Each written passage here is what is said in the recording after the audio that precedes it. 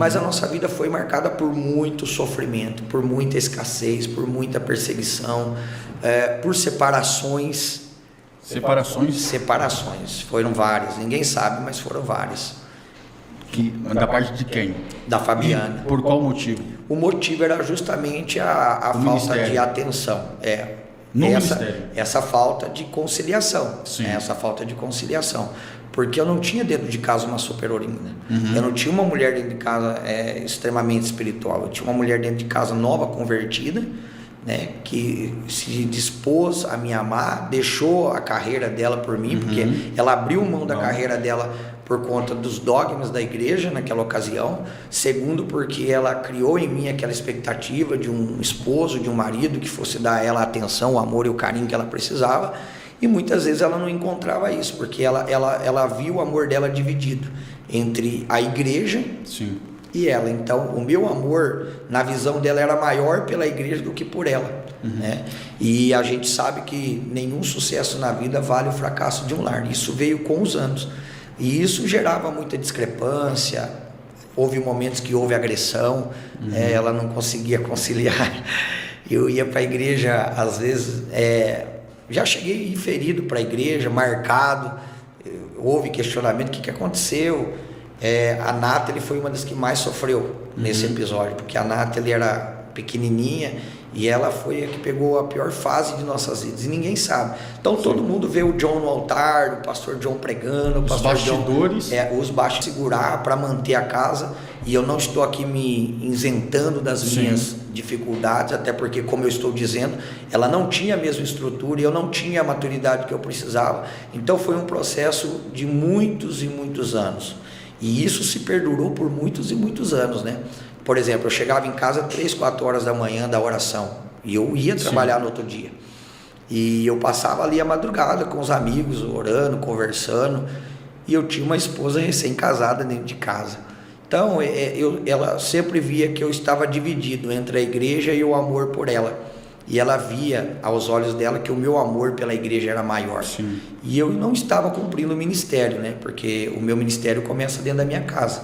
E isso demorou para cair a ficha. E se não consegue ter um casamento abençoado, ou, na verdade, administrar bem a vida familiar, como que a gente pode administrar isso na igreja? Não tem como, né? Não tem lógica. Tem como.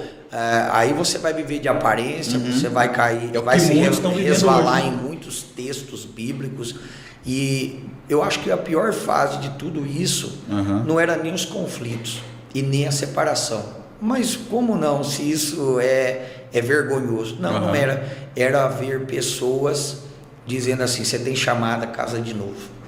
Crente, amigo, às vezes, que está do lado. Pastores, às vezes, abandona, casa de novo, você tem chamada. Não, eu tinha para mim e tenho que o casamento é um só. Eu não vou entrar no mérito aqui da questão daqueles que passaram por situações adversas. Eu hoje, como pastor, eu avalio cada caso de uma forma diferente, porque são situações diferentes. Eu não estou falando de maneira bíblica, eu estou falando de situações. De forma bíblica eu tenho meu posicionamento, mas eu digo que um foi traído, né? O outro foi embora, não era cristão. Então a Bíblia dá esses parâmetros para a gente, como Mateus 19, Marcos 5, 1 Coríntios capítulo 7 e por aí em diante, né? Romanos. E o que acontece? Eu ouvia muitas pessoas dizer assim: abandona. Como se fosse resolver o problema. E isso me trazia uma certa tristeza, porque eu falava: Deus, o Senhor me deu ela, o Senhor falou comigo, eu orei, e eu quero deixar claro aqui que quem escolhe é o homem. Eu escolhi, eu decidi amar ela, ela decidiu me amar. Mas nesse inteirinho eu comecei a orar a Deus para ter a certeza que eu estaria fazendo uma boa escolha. E eu não vejo outra pessoa do meu lado, eu acredito que outra pessoa não suportaria, porque eu sou uma pessoa difícil de lidar. Eu sou uma pessoa difícil de lidar. Mas essa dificuldade fez com que você se tornasse quem você é. E nós vamos entrar nesse detalhe hoje. Se tiver essas perguntinhas, você vai ver. Então, assim, ao longo desse tempo, houve momentos feios. Feio. Mas, assim, o amor prevaleceu. A gente tem que entender que casamento não é só amor, é caráter. E as pessoas falam: porque quem ama trai, no mundo trai. mas é caráter. Eu fiz um juramento no altar. Então eu era, para mim, inadmissível eu mandar ela para casa do pai dela. Uma das frases que eu disse para o pai dela é que quando eu tirasse ela da casa dela, ela não voltaria mais, e que eu a sustentaria, porque sempre olharam para mim como alguém que era vagabundo, que não gostava de trabalhar. Na verdade, eu vinha de uma cultura, né, que hoje é implantada secularmente e que está se insistindo nela. Então eu não tinha princípios. Então eu fui adquirindo isso com o Evangelho. Resumindo, tudo isso mudou. Hoje nós temos uma vida abençoadíssima. Não é perfeita, tá? Não pense que a vida do pastor John é perfeita. Nós temos os nossos conflitos, mas o nosso amor é verdadeiro. Nós estamos juntos porque nos amamos, porque o Evangelho nos uniu.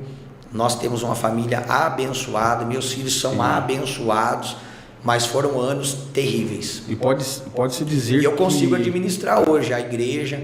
Hoje eu tenho tempo para viajar, eu tiro tempo. Eu não era assim, eu só queria viver atrás de igreja, eu só queria colocar ela dentro da igreja. Hoje eu tiro tempo para viajar, eu tiro tempo para passear com os meus filhos, eu sento com os meus filhos, eu dialogo com eles, eu procuro saber o que eles pensam, eu procuro mostrar para eles o quão difícil foi essa fase da minha vida, pelo que eu passei, que eu não quero que eles passem. A vida deles, perto da minha, é um mar de rosa. Não tem nem comparação. Eles têm do bom e do melhor dentro daquilo que eu posso proporcionar.